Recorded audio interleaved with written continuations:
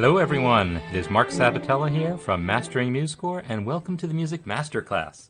So this is my series where we talk about, some aspect of making music, and what we're going to be doing today is taking a look at this community canon we've been building.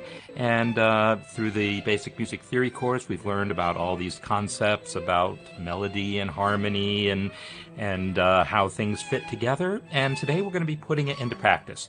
Yesterday in the MuseScore Cafe, we kind of got started looking at some logistics. Today we'll be getting more into the music of it. So thanks everyone for being here, for checking in. And yeah, let me show you a little bit about some things that I've done. Actually, give me 1 second here. So one thing I've done is I've printed some things out, which I'm hoping will be useful. But let me show you what I've printed out, because it's actually kind of cool. This is something I could have done yesterday in the cafe had I thought of it, but didn't think of it quickly enough. But check this out. Here are everyone's eighth note melodies all in one place. And here's everyone's quarter note melodies all in one place, right? So and same with the 16th. And I've done this because I think it's going to simplify my process to have fewer scores to jump between and to get to see like all the 16th note melodies in one place, because I'm going to know when I'm getting ready to add a particular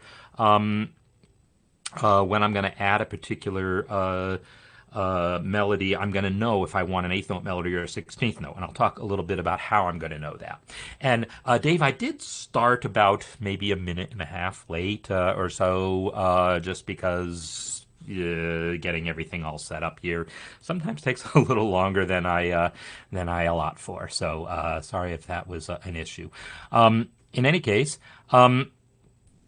So I've got all these things all set up this way, and I've also done something that I think is really interesting, and I want to talk about in itself, because it's actually pretty cool, this idea that I've had here. So notice these numbers that I've written in under these quarter notes here. Like for this melody here, I've written in 1, 3, 2, 1, 3, 1, 3, 2. So, this is a secret code. Bonus points to anyone who can figure out my code, but I'm going to, it's nothing that it's nothing I would expect anyone to be able to figure out. It's nothing obvious. Like, those aren't scale degrees. That doesn't mean this is the third of the chord. It doesn't mean those things. It means something, though. And so I'm going to show you in a second what it means, but I'm going to stall just to see some random guesses. The point that I want to make here is I've often referred to tracks when creating smooth voice leading, that there's like different tracks you can be on.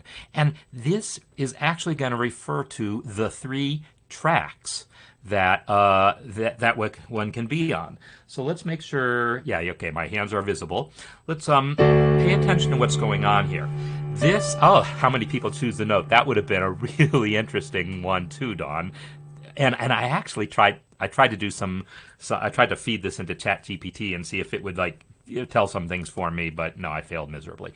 I arbitrarily decided to start with this shape right here as my initial chord voicing. And I'm calling this track 1, this track 2, and this track 3. And no, they're not fingerings either. So I'm talking about what these numbers are below the notes. And so what I want to show you is that there really is, if you follow all the voice leading rules there are to follow, there is actually kind of one right answer for getting the smoothest voice leading. So, and it's going to go like this. If we play this chord like this with D on top, then the next chord, the A chord, would keep the common tone in the middle. And then the next voicing is, you might think, could be going back up. But it's not going to be, because if we do that, we're going to have parallel octaves and parallel fifths So if we actually went up, then we would get parallel octaves and parallel fifths. So going down is going to be the officially correct voice leading here. And now the next chord, F sharp minor, is going to keep the common tone F sharp. So let's look at just this chord right now. A is track 1, F sharp is track 2, C sharp is track 3. So you'll see that in everyone's melodies. I've marked A is track 1, the C sharp in Linda's is track 3, Joanne also has track 3, track 3, track 3. Here, Gijs is on track 2 with his F sharp. And then, again, when it comes time to go to the G chord, you might think we could go up, but if we did that, we're going to have parallel octaves, and we're going to have parallel fifths. So we're not going to go up. The officially correct voice leading is going to involve going down.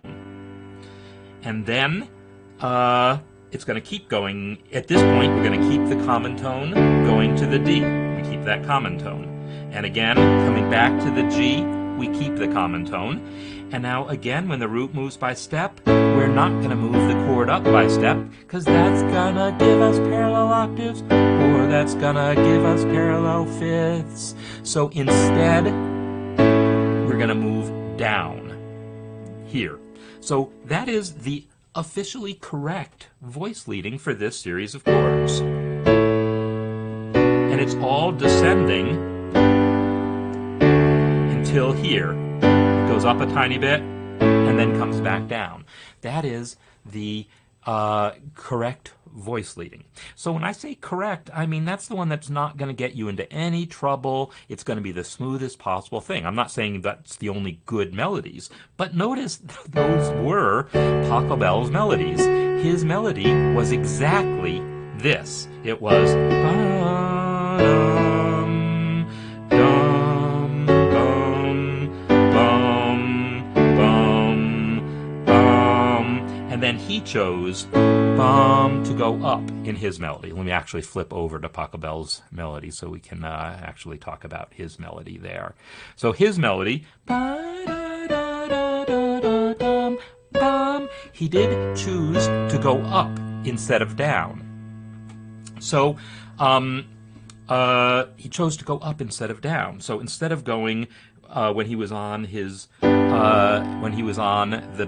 the B track for this chord, it should have gone down to avoid the parallels, but he chose to go up because in this melody there is no problem with parallels. So he was able to get away with it. But that's why in his second melody is basically track 1. Track 1 down, and it's just following that same chord voicing. Dum, bum, bum. So he is totally following that series of tracks. He's following the original melody is basically track 3. So if this helps at all, Colleen, what I'm doing is I am looking at playing the full triads. What if someone just told you to play a D triad, an A triad, a B minor triad, an F sharp minor triad, and connect them as smoothly as possible and not break any rules? This would be the answer you would get. It's the only right answer to that question. If you wanted to play that series of chords as smoothly as possible and not create any parallels, this is the only way to do it. Assuming you start with your D here, your A chord has to be there. It's the only way to connect them as smoothly as possible. And then that's the only way to get to a B minor chord that's as smooth as possible and doesn't create parallels. So I'm looking at how to connect those chords as smoothly as possible without creating parallels. Now, I'm not saying that you would have to start in this position. You could start here, and that's fine. You would still have, though, the same exact sequence of notes. So this note here that I'm calling track 1, if I play it here, I'll still call it track 1, just to make it a little simpler to see what's going on. Track 1 is still going down to C sharp, and then track 1 is still going down to B. So I'm labeling these tracks. One track is his original melody.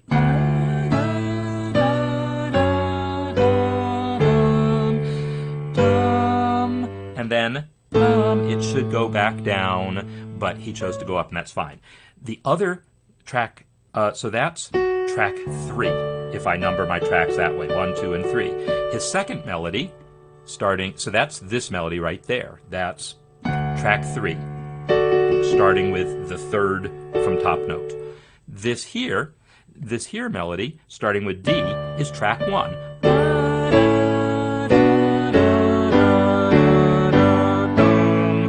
So he's got one melody that's basically all track 3 except at the very end.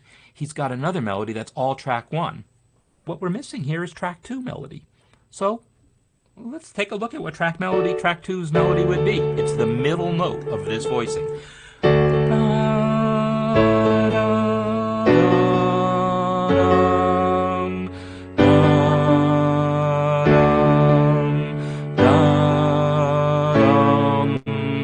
It's the least interesting of those melodies, but it is the other completely safe melody that will totally harmonize with those other parts, not create any parallel motion, not create any parallel fifths, I should say, or parallel octaves.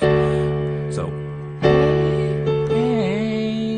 I'm going to do this, and I'd like you to all sing with me and then see what you think about this melody. It's not the world's most interesting melody. I refer to tracks. It's my own kind of term that I refer to, and I've talked about this whenever I've done one of these voice leading lessons. And I've done, I don't know, 3 or 4 of these over the years, like when I talked about the Beatles harmony and some other things. So, whoops. Let me start over. F sharp, F sharp, D, D, D, C sharp. That's our melody. A, F sharp, D, D, D, C sharp. It is by far the least interesting of these melodies. It's repeated notes get boring after a while, right? And you got 2 repeated notes, 2 more repeated notes, and then 3 repeated notes, right? So it gives us a smooth melody, but track 2 is not the interesting one, and that's why Pachelbel gave us basically tracks 1 and tracks 3 here. So if I wanted to, yes, and Rachel, I was going to make that same comment. It's exactly an alto line, or Rod, it's exactly a baritone line. In a choral arrangement, we expect the alto and tenor to be filled in last, and realistically, often it's the alto filled in last. In a barbershop arrangement, it's the baritone line that's typically filled in last, and so it gets what's ever left over in the chord. And that's what this line is. It's the leftover note in the chord. So I kind of want that melody for myself. Like that's a melody I know gives me track 2 and would harmonize with Pachelbel's melody. So I started looking at it that way, and yes, as I said, and Elizabeth is confirming, it's not really a standardized term, but it's a good way of looking at things to sort of understand a little bit about what's going on in our chord voicings as we connect them.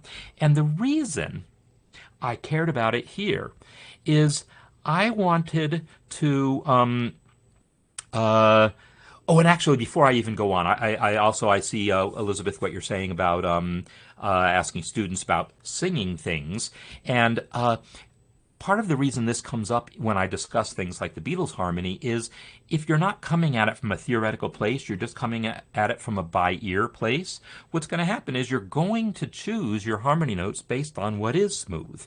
You're probably not going to be so aware about parallel fifths and octaves, so you'll probably create some along the way.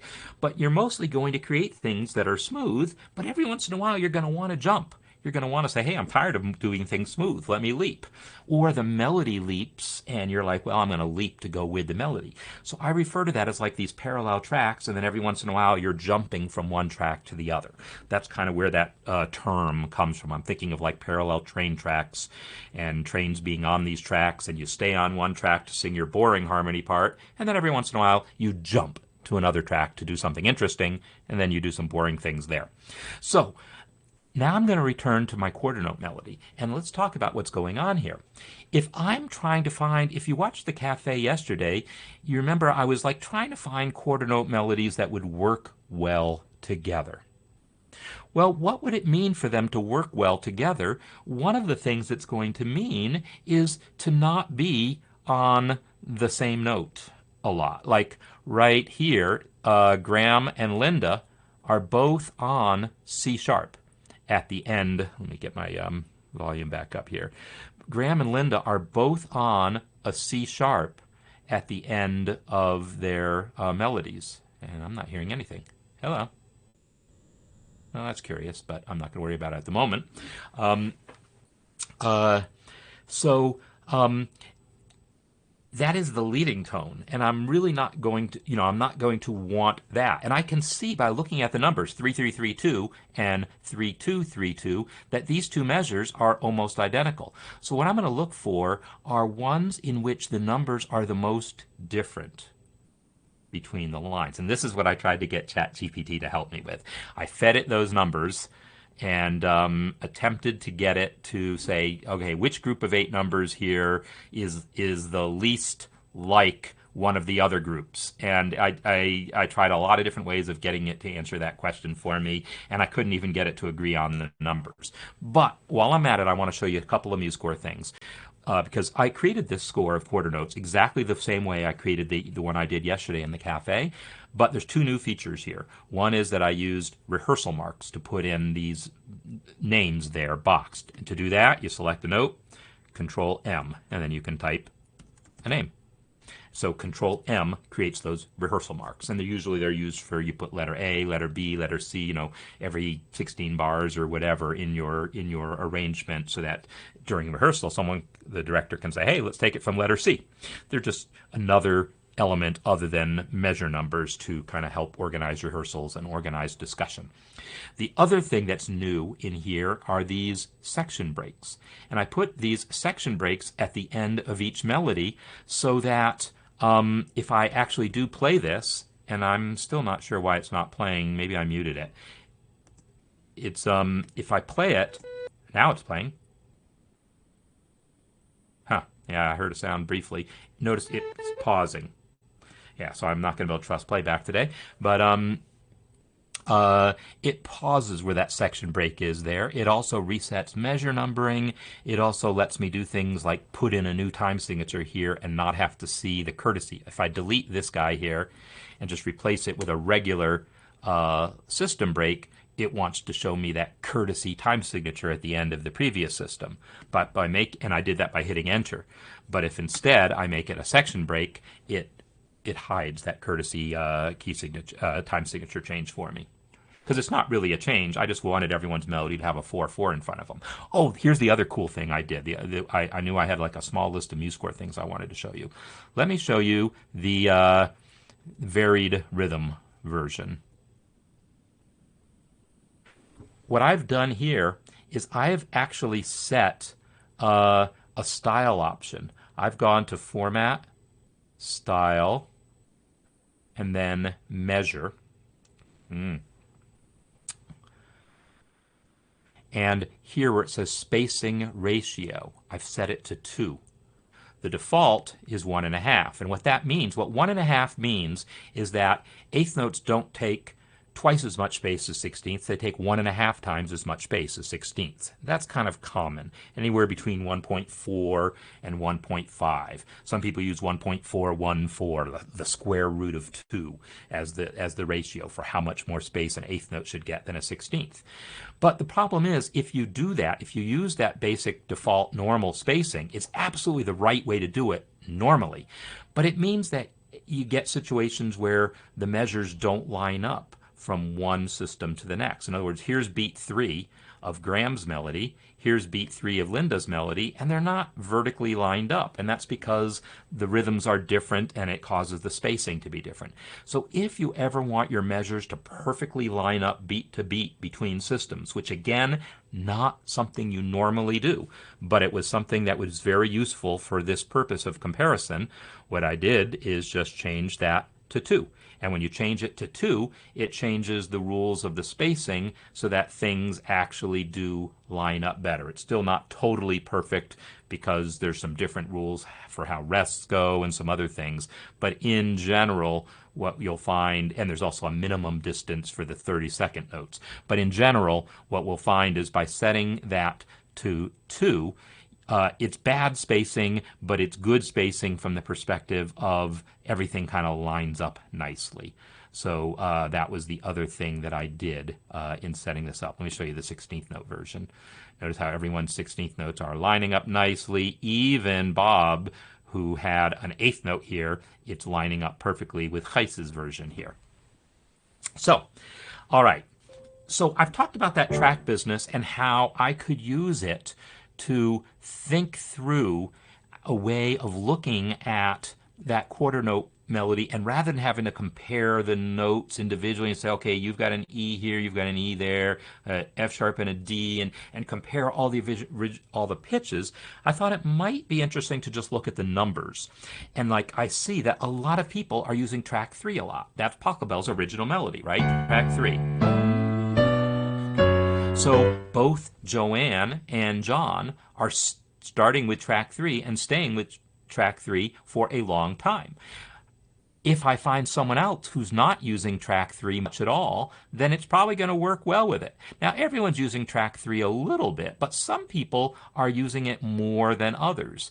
So if I find someone who's barely using track 3, I think that it's going to go well with someone who uses track 3 a lot. So I'm looking, and really everyone uses track 3 a ton. I guess maybe Bob's is the least track 3E. So it's only got one track 3 note. So I'm good with that. So I'm going to use Bob's melody along with, say, one of the melodies that I just said was mostly track 3, like Joanne's melody. So if I take Joanne's melody, which is track 3,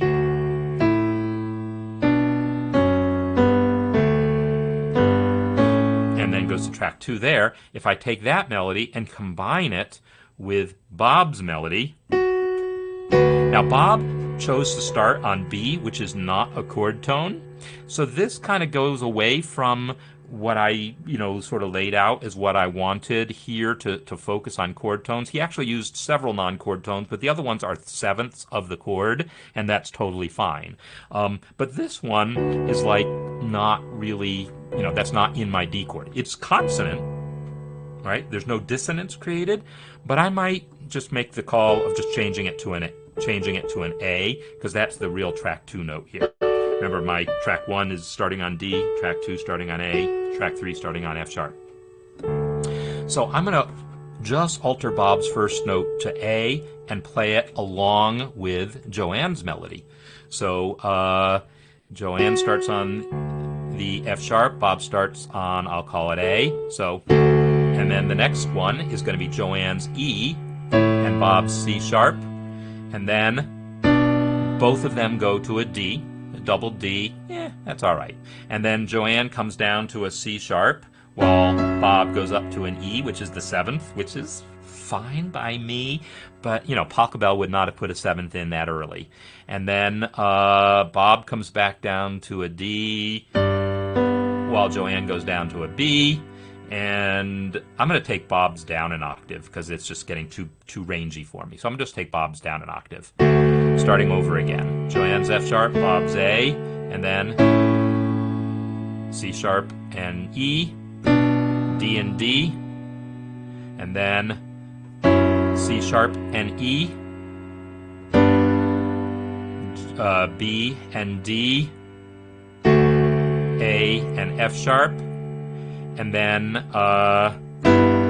Bob again is choosing a non-chord tone, but this is the one I explicitly said was fine. That chord here is Pachelbel used both as an actual G chord, but also as an E minor chord in first inversion. So instead of a 4 chord, sometimes he used a 2 chord in first inversion. So this E is basically substituting for the D. That's fine. And then so E against B in Joanne's, and then C sharp and G. So that harmonized nicely. There was only one place where there was a doubled note between the two, and it wasn't the leading tone. It's actually the tonic, which is like one of the best notes you can double.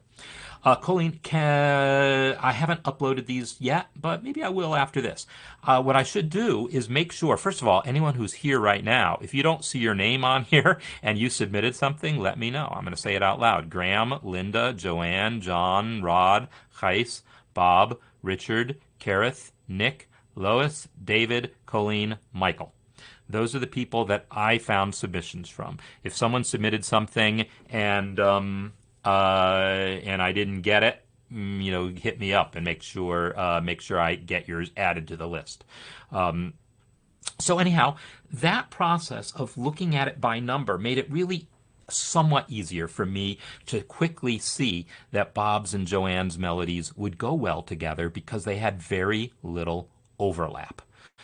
Almost no overlap. Now, since Joanne's melody is literally the same as Pachelbel's, I might say, well, let's try instead someone's who's a little different, like John's is a little more different. John starts with a bunch of threes, but then moves to track one. So I could do the same thing by playing Bob's melody and John's melody.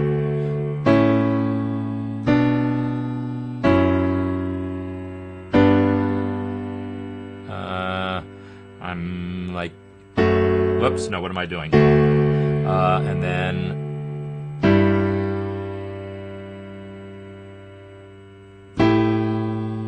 so those two also harmonize decently well together. So, because again, there's just that one note that's identical between them. It's not like having them come together on one note is inherently a bad thing. I'm just thinking about the overall structure of this canon that I don't want to start the piece off without getting full chords. So here's where probably what I'm going to do is if I don't find like the absolute perfect combination of two quarter note lines that I think just dovetail completely perfectly, I might just take one of your quarter note melodies and make my own contribution be the second quarter note melody so that I'm guaranteed two lines that work well together. And then, use everyone else's lines for everything else. So that's a lot just about the quarter note melody, but the process is going to be very similar for all the others. So I do want to talk more about my process on the others.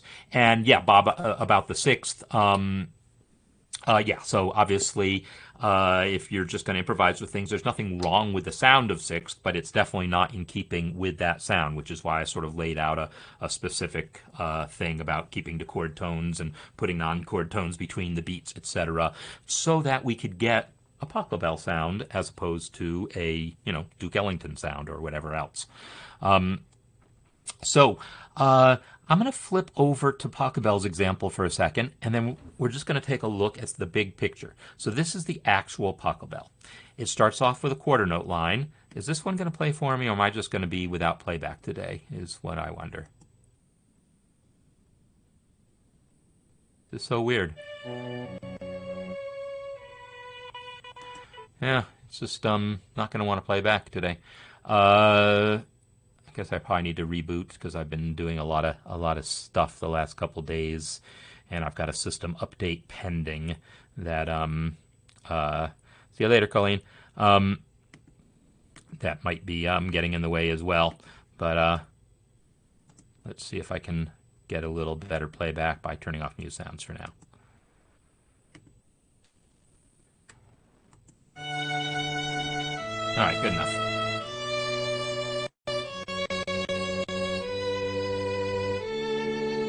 So this is the actual Pachelbel, right?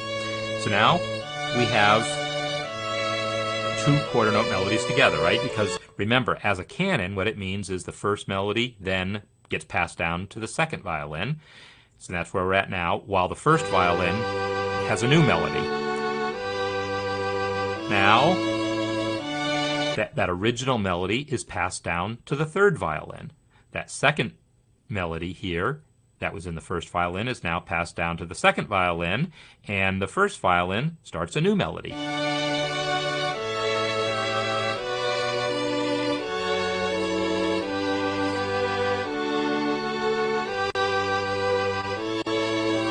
And then that eighth note melody gets passed on to the next, to the second violin, and 2 bars later gets passed down to the third violin. That's the whole idea with a canon. Everything the first violin says, 2 measures later the second violin says it, 2 measures later the third violin says it. It's not always 2 measures, it's not always 3 violins going in that order, but whatever. The voices in a canon, the leader, and there's a Latin term, dux, I don't know how, I can't speak Latin, I wish I could, just how to pronounce it, but I think it's dux, dux. Dux, there's probably not quite as long a sound. So anyhow, that's the leader, and comis is the follower, if I have that right. So leader and followers. So the leader states a melody, and then the follower repeats it. So that what's happening here is this process basically continues. Every note that the leader plays, the follower plays 2 measures later, and then another follower plays it 2 measures later still. So all we really have to do is look at the leader to understand the structure of this, because everyone else is just following. So what I see is the leader does a 2-measure quarter note melody, and then another 2-measure quarter note melody, and then a 2-measure eighth note melody, and then another 2-measure eighth note melody, right? And then it does a 2. So let's hear where the first eighth note melody comes in.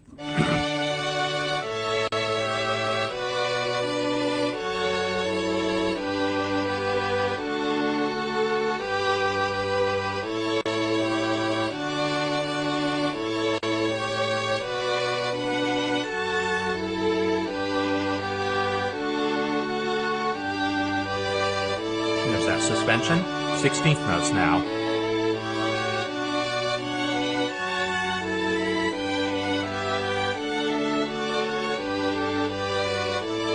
Then another 16th note melody.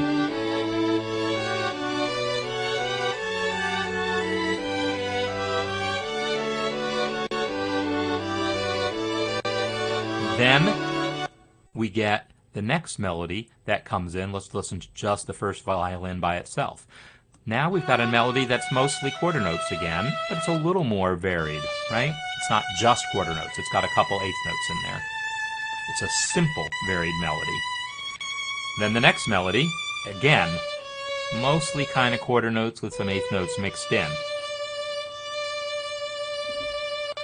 Thanks, Nicholas, for the confirmation on the pronunciation. Now we have a varied melody that's 30-second notes.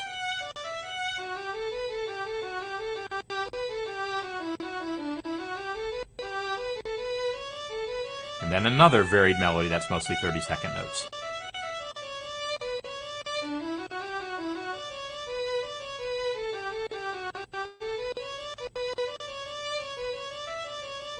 Now we have basically a quarter note melody. It's written as eighth note, eighth rest, but these are basically quarter notes, right? And this is an alto melody, right? I mean, this is like that track 2 melody that I went through before, where it was like a lot of repeated notes that were clearly chosen just to kind of fill out the chord, and that's what's going on here. That melody is not like a super strong melody. It's just the melody that this part's fine, but then this is clearly just trying to fill out the chord. And then another quarter note melody, but they're offset. These are the offbeats.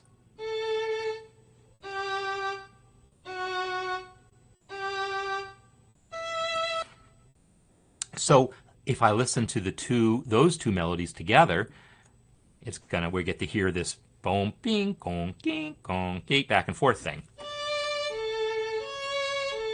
It has the effect of an eighth note melody, but it's actually 2 violins, each playing quarter notes, essentially.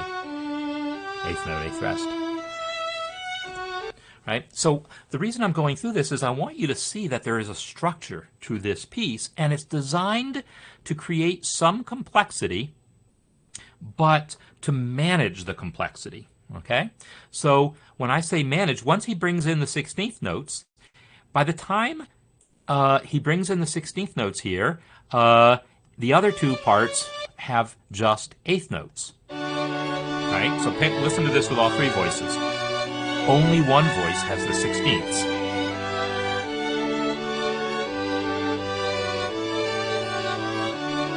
Now two voices have the 16th, right? Because violin 2 has picked up the 16th, while violin 1 has new 16ths. Now, violin 3 is about to pick up the 16ths, but violin 1 says, okay, I'm done with 16ths. Why?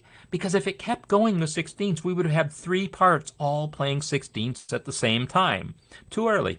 Too early for that level of complexity.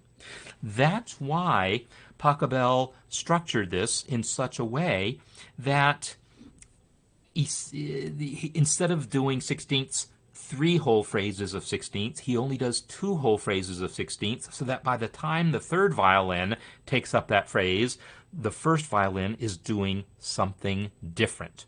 That way, every single measure here is one where we have not everyone doing the same rhythm. We never have everyone doing quarter notes at the same time, right? Because by the time the third violin comes in with the quarter notes, the first violin is on to eighths. We never have all eighths at the same time, because by the time the third violin comes in with the eighths, the first violin moves on to sixteenths. And then by the time the third violin picks up the sixteenths, the first violin's back to quarters, right? And so it's very well planned in that respect. And then also, when we get to the place where like the third violin starts runs out of sixteenths, by the time the third violin runs out of sixteenths, then we would have something that was, oh, now we've just got everyone back on quarters. That's going to be too boring. So that's when the first violin moves into the 32nds, so that there's something interesting going on against those quarter notes. And then by the time the second violin comes in with the 32nds, now we've got 2 voices on 32nds, and that's getting a little cluttered. But by the time the third violin picks up the 32nds, the first violin says, I'm out. And that's when it just does the quarter notes to simplify the texture again, to keep things under control. So I'm not going to claim that this is this is how you write canons. No, because this is a very specific type of canon that I talked about in the newsletter article a couple weeks ago. It's a specific type of canon involving a repeated harmonic pattern that just keeps repeating over and over again. That's not how most canons are put together. They don't usually keep repeating the same harmonic pattern over and over again. It's a way to do things, but it's certainly not how most canons work. But once you've accepted that we're going to write a canon that just keeps using the same 2-measure harmonic pattern over and over again, these are the things you do on top of that to kind of manage the complexity of things. So I'm going to say that this is a lesson that I learned as a result of the project that we did a few years ago, where I tried to have everyone, tried to create a community canon, the Corona canon, right, at the beginning of the pandemic. And I didn't put these things into place to say, hey, let's all write a quarter note melody, let's all write eighth note melodies, let's all write 16th note melodies. I said, just write some melodies. And then I struggled to figure out how to combine them in ways that didn't end up sounding like it was getting too crazy, too fast, and out of control. So by organizing it as, here's our quarter note melodies, here's our eighth note melodies, here's our 16th note melodies, and here's our more varied melodies, and then luckily we have a good mix in our varied melodies. Some of them are relatively simple, and some of them do involve the 32nds and so forth. So I'll be able to kind of control how those all work together. So anyhow, that's the idea of this structure. So my plan, as I'm assembling this, is to try to follow that same basic plan as much as possible. And for the most part, you'll see that it really is almost exclusively following that basic idea that I mentioned, where whatever the first violin does, it does that basic rhythm twice. So here's the 32nd note version. I'm just going to start from here. Let me see if I can clean something up here. Give me a sec. I'm going to do a little experiment. So now we're on quarter notes.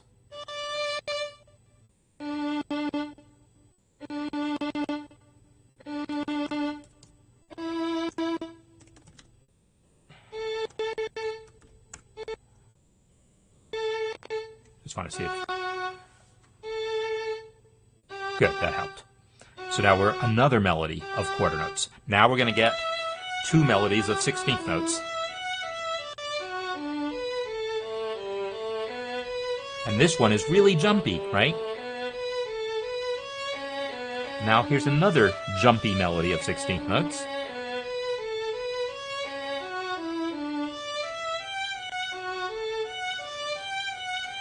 Now, he's just done two 16th note melodies, and if he was going to follow what I've been saying of just doing whatever he does rhythmically once, he does it exactly twice, here you would think he's going to leave the 16th notes, but he doesn't. But check out what he does. The third violin has now picked up the 16th notes where we're about to start, so now the second and third violin both have 16th notes. The first violin could have said, okay, I'm done with 16th notes, so we don't all have to have 16th notes at the same time. But what he's done is said, well, you guys are doing all the jumping around. I'm going to just repeat notes. You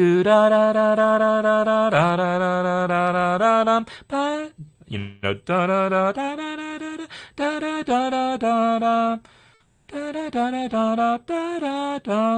so this is a ton of repeated notes. Right? Again, this isn't an interesting melody. These are notes that were chosen because they fill out the chord based on what the other two voices were doing, so that at this point in the arrangement, in the piece, all three voices are doing 16th notes, but two of them are doing interesting things, and the third one is just filling out the chord.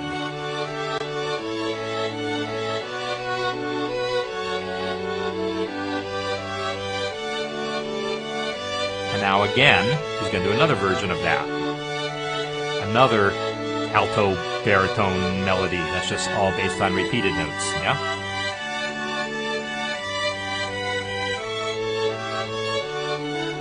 And now he goes back into doing some interesting things with 32nd notes, which he can get away with because everyone else is just doing repeated notes now.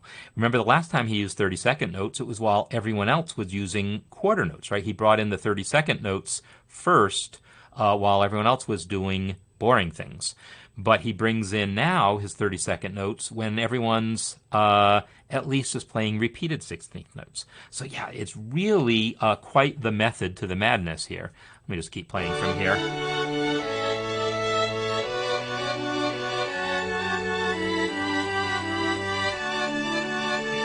Now he's going to do another similar rhythm.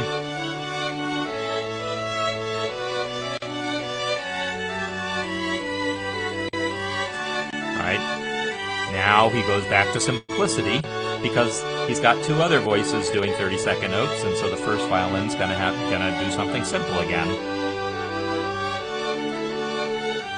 And now at this point he's basically done with the rhythmic complexity, and he's going with simple melodies again.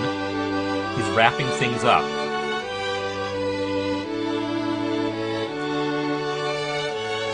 This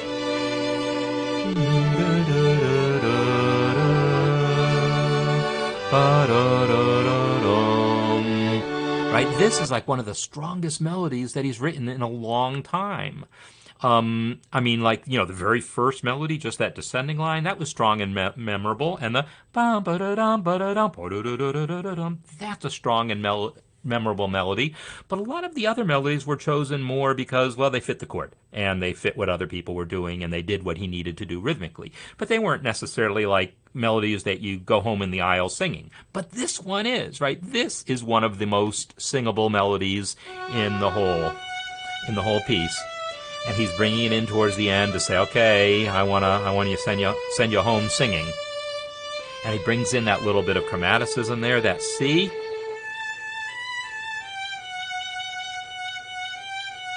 And then more C naturals, because this is secondary dominant that he's getting ready to set up.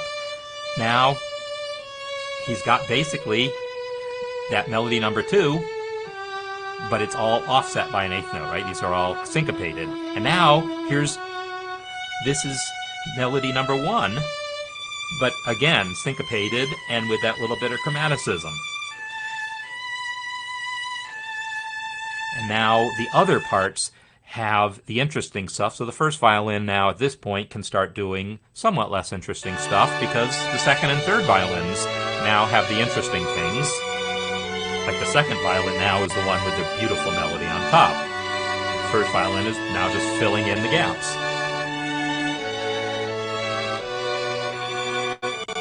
Some eighth notes.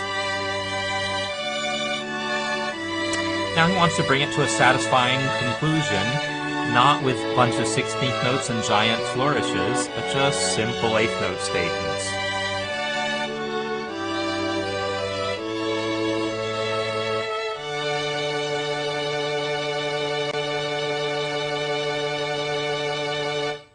Obviously there's like an invisible fermata or something on that last note there.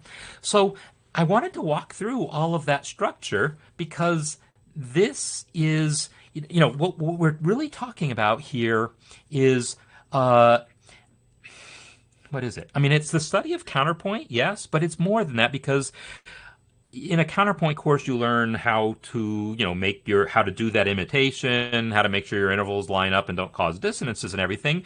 But what we're really doing here is we're looking more generally, not at counterpoint specifically necessarily, but we're looking at the process of composition as a whole, how to control the texture of your pieces to make sure there's not too much going on at once. Make sure only some of your instruments are doing complicated things, and if you got two people doing two different complicated things, then maybe the third part should do something simple. And as another example of that comes up all the time in my world as a jazz musician, big band writing. You have a trumpet section, trombone section, and saxophone section. And the typical thing is don't have all three sections doing something complicated at the same time. I mean, unless they're all doing the same thing at the same time. Then that's called a shout chorus. When you have all the horns doing the same rhythm at the same time, this is a shout chorus. I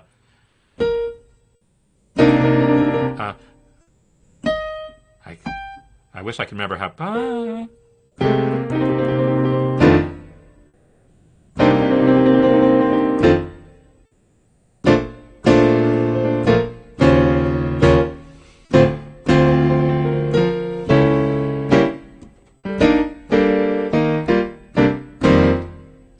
You recognize what that? Boom. Anyhow, that's the shout chorus to Shiny Stockings, one of the most famous shout choruses in the jazz big band lexicon. It's kind of what put that term on the map, probably. Ba-dum, ba-dum,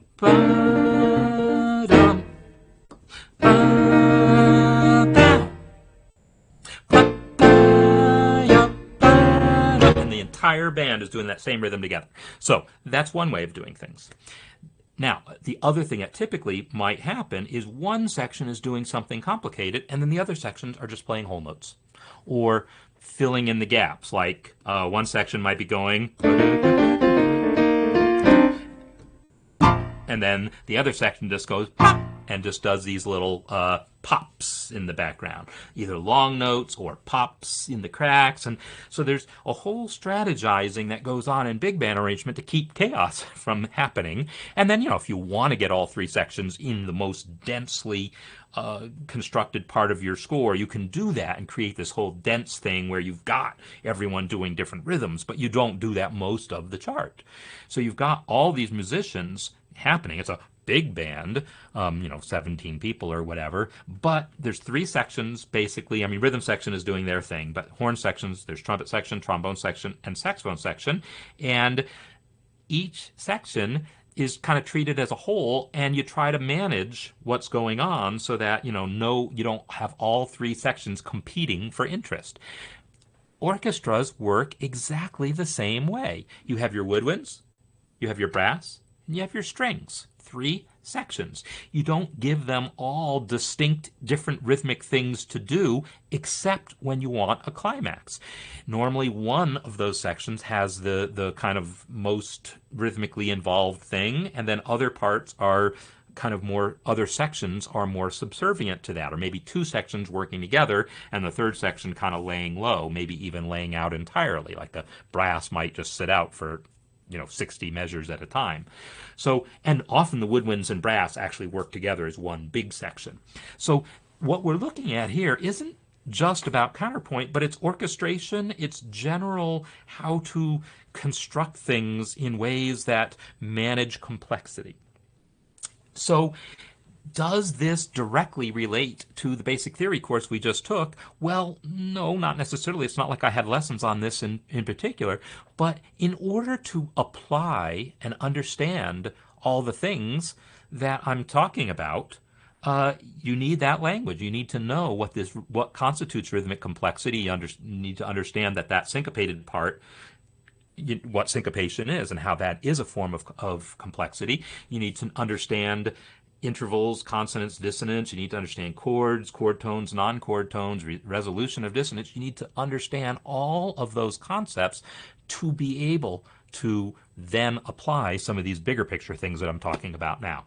So yeah, that is why we are taking such a hard look at this, so that we can really understand a little bit about the structure.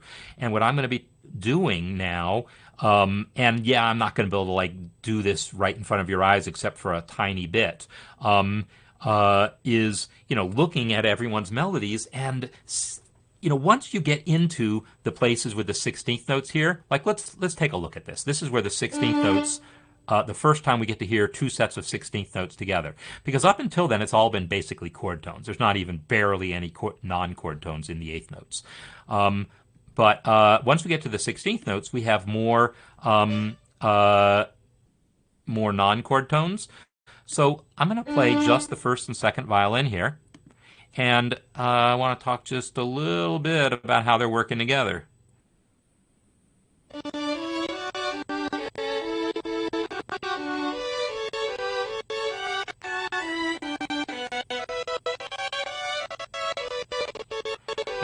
Okay, too hiccupy to be worth. But check out what just happened there. Even through the hiccups, I heard something. I heard something that caught me by surprise because I had never really focused on that before. But let me play this for you. Now, the two voices are crossing here, which is a pain in the butt. So I'm going to take the top one down an octave. So taking it down an octave switched and it gave me a fifth when I wanted a fourth. So I'm going to try to stick the right octave. There's a fourth, which is fine.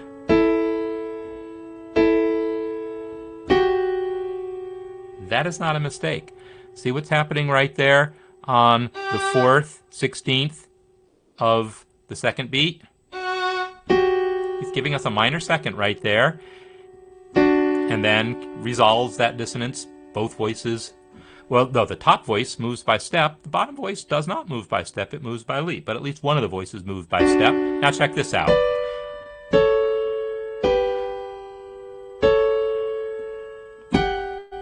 Here again, not a mistake. G in the top voice, F sharp in the second voice. Yes, when I say top, I'm talking about the position on the staff, not their actual pitches. The top voice has the lower note. Violin 1 has the lower note. Violin 2 has the upper note. But there's a dissonance. And again, that dissonance is resolved by step in one of the two voices. Those dissonances were pretty crunchy. That G against F sharp, whether you do it here or whether you do it there, that's a pretty crunchy dissonance. By crunchy, I mean it causes a lot of tension. And tension's not bad, it's just something you want to resolve. But there really hasn't been anything remotely close to that level of dissonance anywhere in the piece up until that point. My point in pointing this out, that's a lot of points, what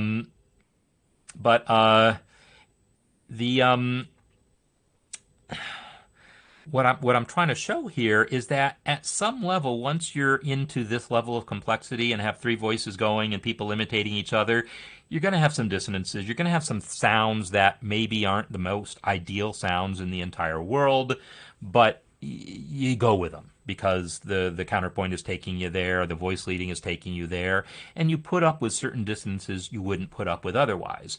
Or you put up with things like the parallel fifths in this measure.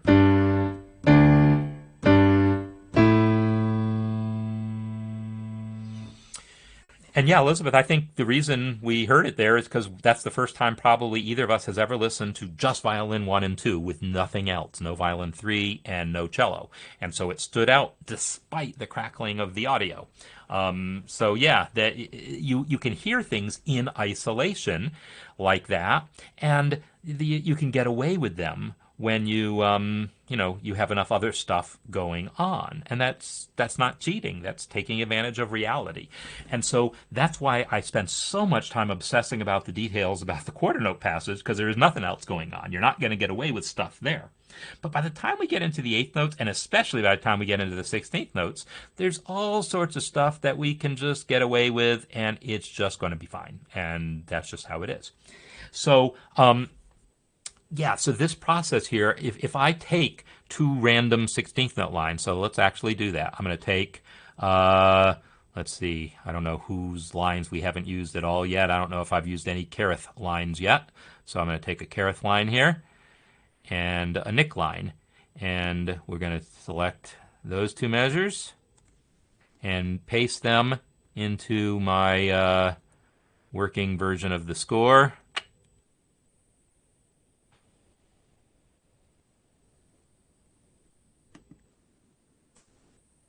Paste them right into measure 17. So that's Kerith's, and then here's Nick's. You're following the same chord, so of course at some level it's going to kind of basically work. Now the question is, how well does it work?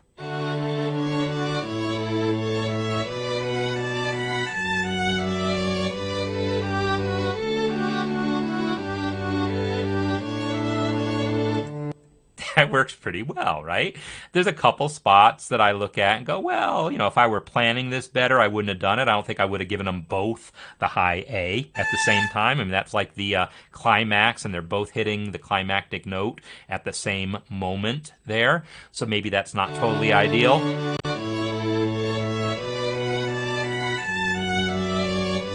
And that little passage where the D and the E and the C sharp all kind of come together, that's like Pachelbel's dissonance, where yeah, it's some dissonance. You can hear it when it's just those two voices, but by the time I also get violin 3 involved there, filling out the chord, we're not going to care. So I'm going to, I'm not going to sweat about this. I'm just going to pick melodies that I think work, and if there's some little glitch that I'm like, yeah, I don't love those two A's together, then maybe I do something different. But there was only that and one other thing that I had any hesitation about.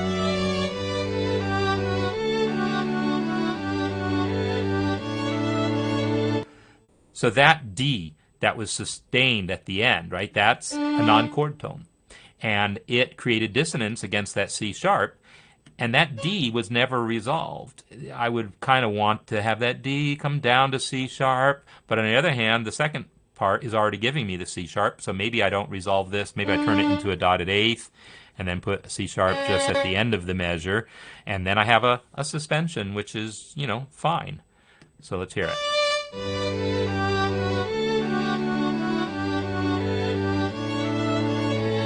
Yeah, just by putting that C sharp at the end, I'll give myself permission to make tiny little adjustments like that to help the lines connect better. So anyhow, yeah, this is what I'm going to be doing now over the next few days. And so next week, I'll have it done. And then we can talk about the final, decisions that were made. But I want you to see what the process is I'm going through and how this is all going to come together. And yeah, next week we'll take a look at, the final product that I will have done for us. All right. So that said, let's hear out. I don't know if this is going to play all right, because obviously my system is not being very happy with playback at the moment, but I'm not going to worry about it. So thanks everyone for being here. Thanks for the comments and questions and things that came up. Thanks again for all the submissions. I'm really looking forward to seeing how this is all going to come together. And yeah, if you were expecting it to all be done by now, no, I wanted to show you the inner process of doing it, and the decisions that I'm looking at, what my criteria is going to be for how I select these things and put them together, what kinds of things you look out for. And so that the process is the lesson here. So Again, thanks everyone for being here. Next week I'll have the completed canon for everyone to check out and, enjoy and discuss further. And then we move on to something else. So thanks again, everyone. Next week, also, MuseScore Cafe will be the Ask Me Anything session since it is first week of the month. And see you all then.